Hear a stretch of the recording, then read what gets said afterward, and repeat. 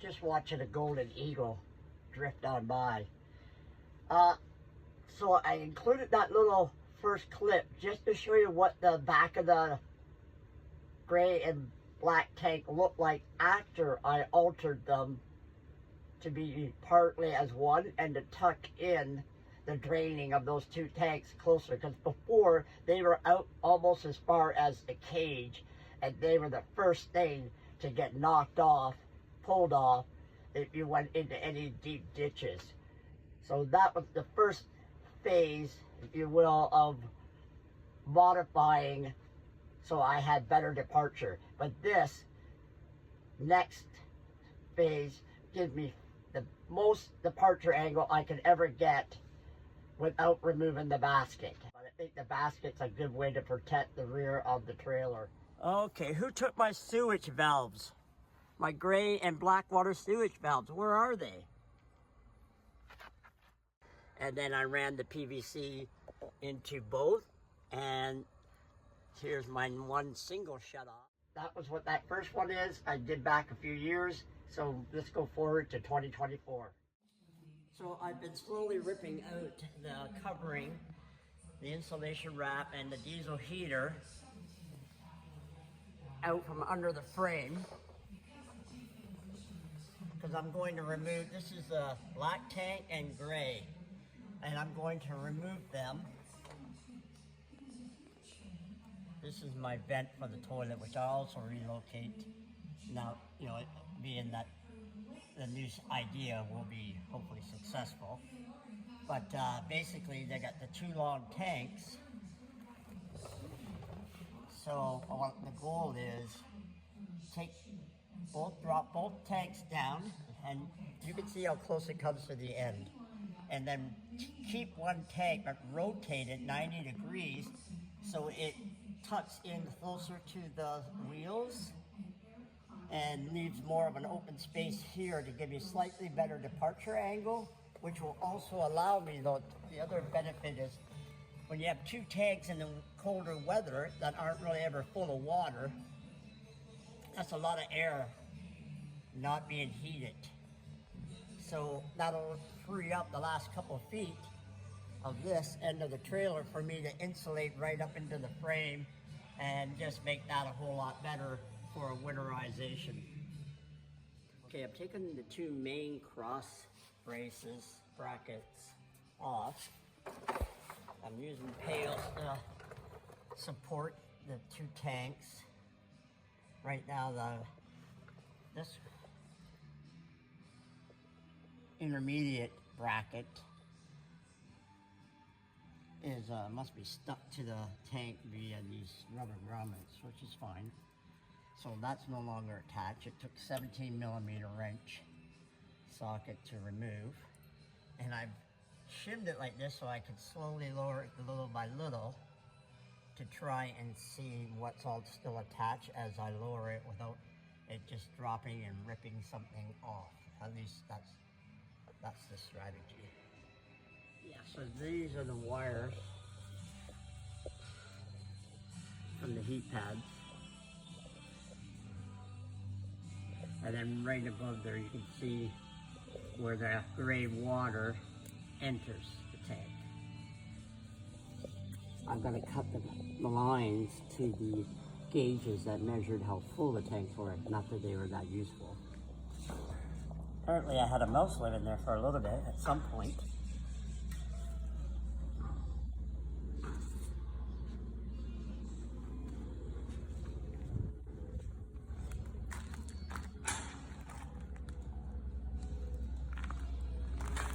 Okay, so here's the pan with the two that held the two. So now I've rotated this tank at 90 degrees. If we cut that out for that opening, I'll stabilize this. The trim of metal. We got it offset because my trailer weighs 300 pounds more on this side of it than that side, so we'll offset it, and that gets us closer to the dump valve. Shut off, we'll have it right close since I rarely dump. And then the fresh water or the gray water will come right straight in here and tee into here. Because right now it's, the line itself is about like this in alignment. So I'll just put a 90 here, or potentially a T if I'm going to tie in the urine from the tiny. So one thing I noticed was that the gray water goes into here, but this was actually partially clogged. So that's something to think about. Basically, I cut off, probably 8 inches of this sort of skid plate, and then bent up, a good inch around it. Moved the foam, which kind of lines up with the brackets that go around this to hold it up. So that, and then clearly it is being foamed into place. I added a channel just to help it from sliding back and forth. A little extra wiring to reach to the sensor. That's not that great a one, but who cares? When you use one regularly, you get an idea. And got this ready to reattach. Just gonna do a rough fit up and see just how it fits and how the plumbing will be for this. I'm going to extend this hose too, so it goes right down and it'll be sticking out from the new wrapping that I'm going to do again when I winterize it. But it's just better that I drain that, even though that'll never get full, but just in case. Okay, so it's just roughly in position now. I've cut it in half, rotated it. I've reused the same will be using the second bracket to mount it. I'll have to drill a hole up in here. And then this is from the original diesel heater when it was located here. But now I'm gonna move it good 16 inches probably forward. Or I got water lines here, the original lines to the bathroom and shower.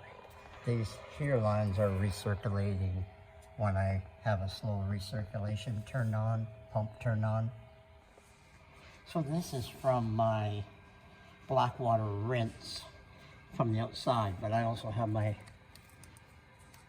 tiny separate toilet. The urine comes through that. So this is what I mean by the Blackwater tank rinse. The idea was that you could flush water through it while you're draining. That's the Blackwater tank flush line, which has now become since I have a tiny toilet, my urine. So I'll need to tie that in, which I'll likely just run it diagonally across to that line there and put in a T. So this is my water lines for the recirculation, for the slow recirculation for when it's cold out.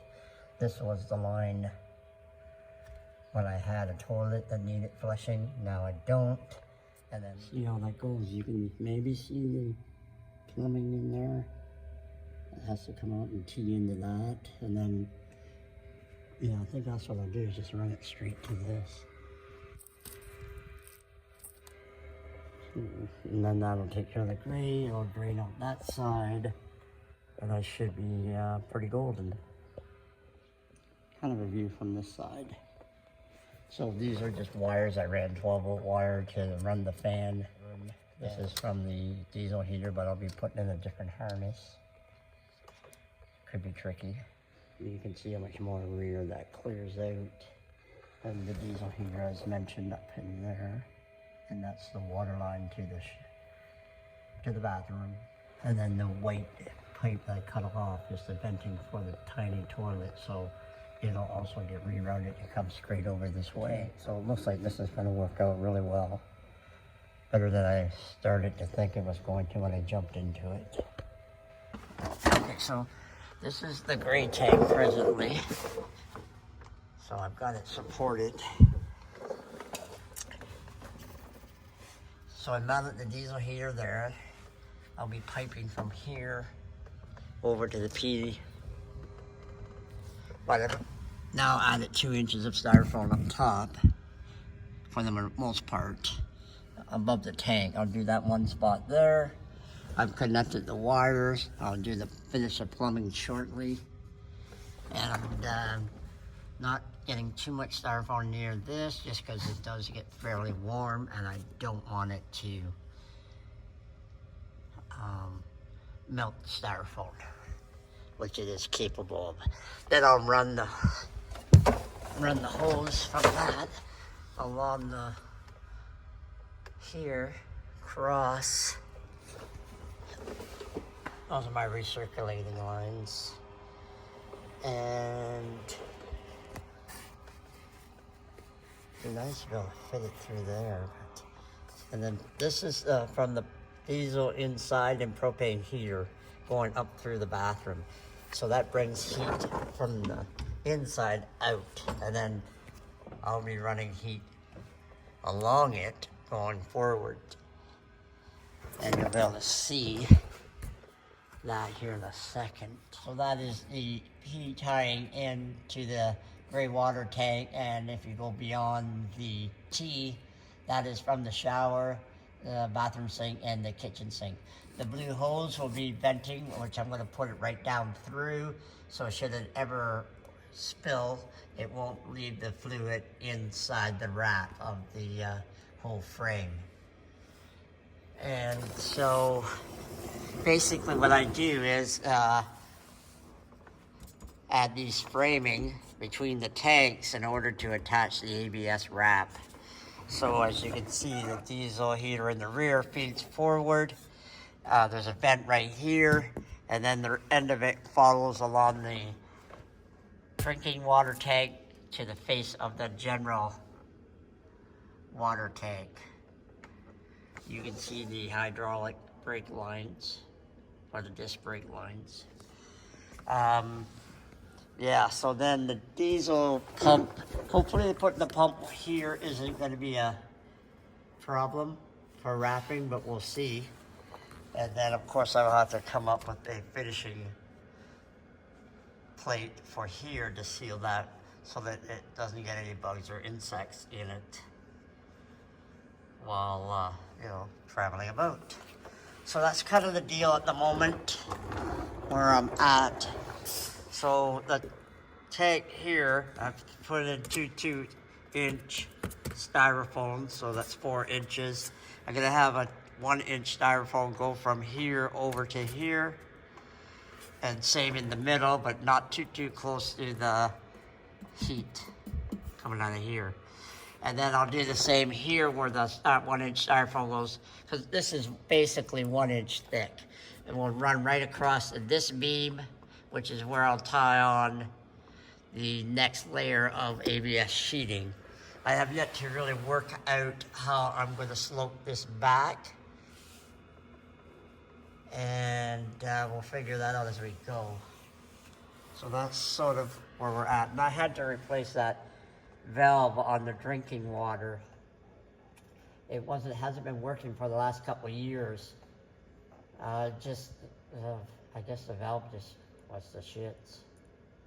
So no matter how you turn it, no water would come out. So now I'll be able to flush the tank periodically.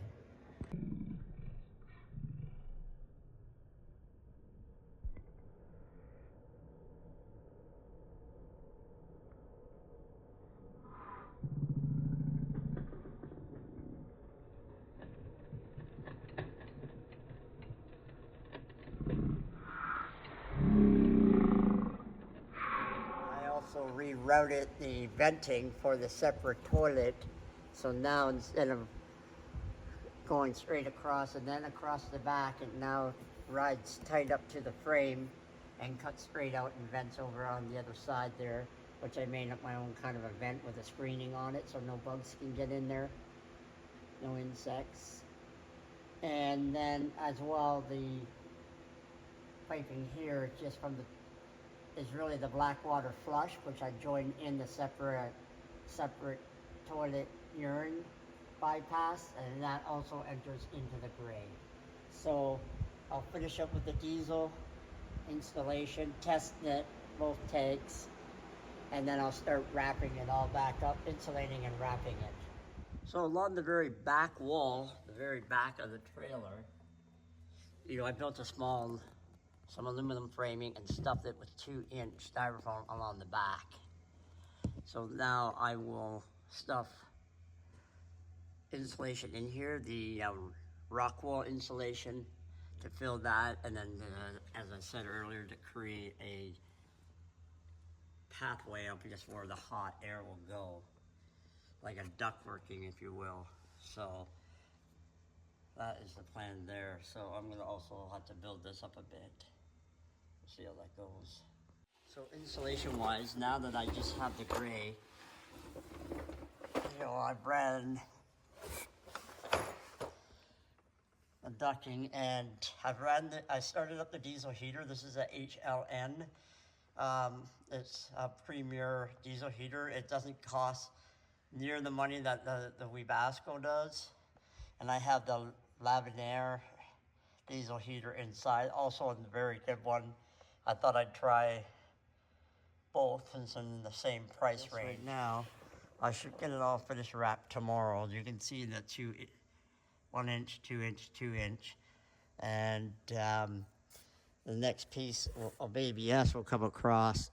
I gotta figure that out yet, just to keep most of that heat inside. And I wrapped this foil around the heat duct because there's a water line above which is insulated, and then the other heat duct coming from inside down through the frame and back up into the bathroom. I've said that a few times, but just so you know. And I've extended the styrofoam out like this because I'm gonna wait and see how I bridge this in. And my panels here, we'll see, because I rerouted this vent. It used to run here and then across. So I'm really happy with how this is all finishing up. It should be really slick and better insulated, because it couldn't be insulated here before because I had the gray and the black side by side. And this will give me a more departure angle than I had before. Plus I raised the trailer 1 inch. And then if I go to 285s, that'll add another 1/2 inch. So that's where we're at right now. I put foiled insulation around any hot spots, because this can really crank up the heat. Today it was 30 degrees in the trailer, so I had to have it at 32. But it gave me an idea just how hot things would get and where. And then, so I utilized this piece I had made previously, but shortened it so that it caps off the end. And then, I've added the next step of ABS wrap, and I'll fill this all up with insulation.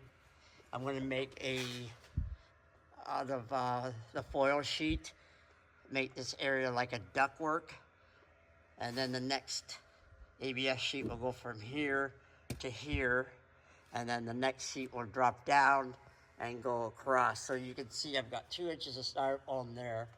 There'll be another 2 inch going in there as well, and then I'll foil wrap it again just to make that, like a ductwork system going from this heater through and around and following the other line as well. So this is just a vent tube from the gray. My exhaust and all that's got to get finished up yet. We'll get there. I relocated the pump. I had it on the outside here, but now it's inside. So that's, I think, it's a lot better, less likely to get hit or bumped. So then I've added, because these tanks have the big braces on them, they're almost 1 inch thick. So this is 1 inch styrofoam on the tank in between the braces, and then from this last brace right over to so this is the styrofoam goes right over to a cross brace I made in order to mount the ABS sheet too, because there's nothing in the middle. And so you can see I kind of relocated the venting. I'm going to see tomorrow just how much heat does come out of here. This is 1 inch styrofoam right here. and then 2-inch, and then 2-inch. And if I can make a foil bed on top, because I've got all my water lines are up in here, so they all crisscross, going different places up there. And we'll see how much heat that is. That's my diesel filter. And I'm gonna put some foil in here to just safeguard the insulation from melting should it get that hot. And the gold tape is just sort of a reflective, heat reflecting tape. So that's kind of where I'm at presently. And then once I get the next ABS sheet attached here, then I can start wrapping the belly and then figure out access to be able to monitor any leaks here. So it's kind of where we're at.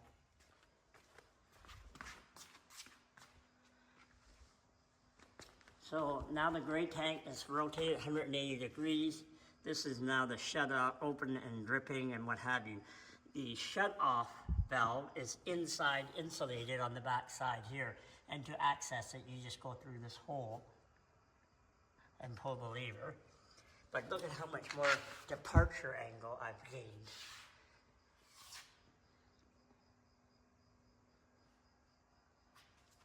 So, and I also relocated the diesel heater from way back here to now on the back side of the gray tank, because when you rotate it 180 degrees, there's room for the diesel heater as well. It's not quite finished yet, but very close.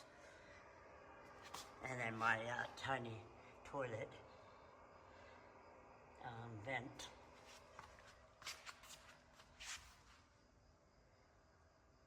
Ooh.